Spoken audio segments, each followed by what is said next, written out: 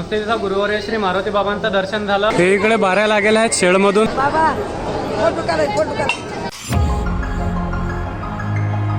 सगळ्यांना राम राम, राधे राधे। तर मित्र, स्वागत आहे आपल्या नवीन व्हिडिओ। तर हा आहे पंढरपुरातला दुसरा ब्लॉग आणि आज महाराजची पंगत आहे, तर तिकडेच चाललो, तुम्हाला दाखवतो काय काय होते। सद्गुरू जोग महाराज संस्थेत गोलू स्वयंपाक करताना। हे कोण आहेत? आचारी मामा। आचारी मामा। आता याचा श्रीखंड तयार करणं आहे, साखरीकर टाकून फेटून। हे दुसरे दीपक आचारी मामा आले। आता याच्यात सांबार टाकणं चालू आहे, पहा। हा हा हा, मिक्स व्हेजची भाजी आहे आणि आता हे टाकणं चालू आहे याच्यात।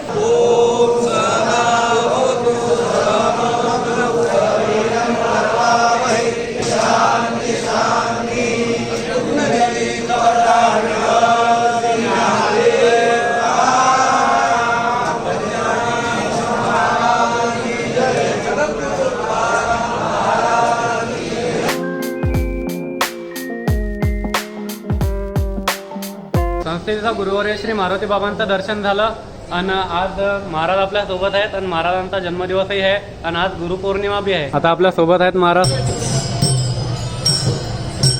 पंक्तीतून जेवण करून आलो आणि इकडे येऊन झोपून राहिलो। आता चहा घेतला सगळ्यासाठी। आता झाले रात्रीचे 9 आणि आता चाललो आम्ही बारीत लागणार आहे विठ्ठलाच्या दर्शनासाठी। बाकी दर्शन किती तासात होते ते पुढे समजीन आपल्याला। ते इकडे बाऱ्या लागेल आहेत शेळमधून। आता पुढे किती जावं लागते ते पाहू। पहिल्यांदा पंढरपुरात विठ्ठल दर्शनासाठी निघालो आणि विशेष गोष्ट म्हणजे 2 गुरुवर्य स्वरूप महात्मे आमच्या सोबत होते। दर्शन बारीत 3 तास झाले, रात्रीचे 12 वाजले तरी भाविक येणं चालूच होते। इतकी रात्र असूनही विठ्ठलाकडे एक एक पाऊल टाकत भजनाचा आनंद घेत सर्व पुढे चालत होते।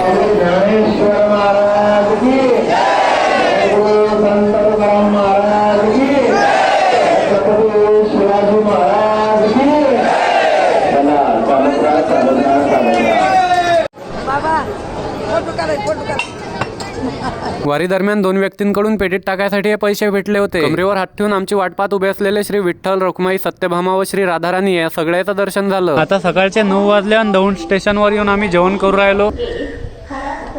दर्शन झाल्यावर आम्ही पंढरपुरातून निघलो होतो। सकाळी 5 वाजता पंढरपुरातून शिवा आणि मी आलो निघून।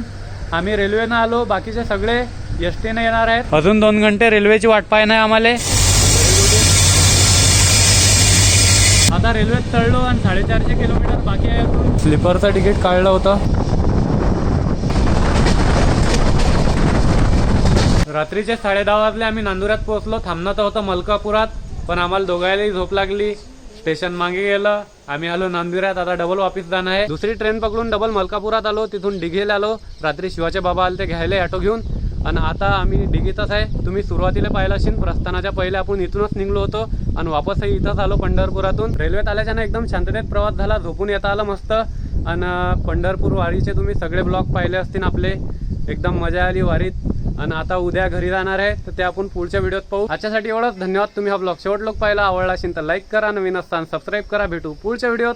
ते लोक जय हिंद, जय भारत, जय महाराष्ट्र।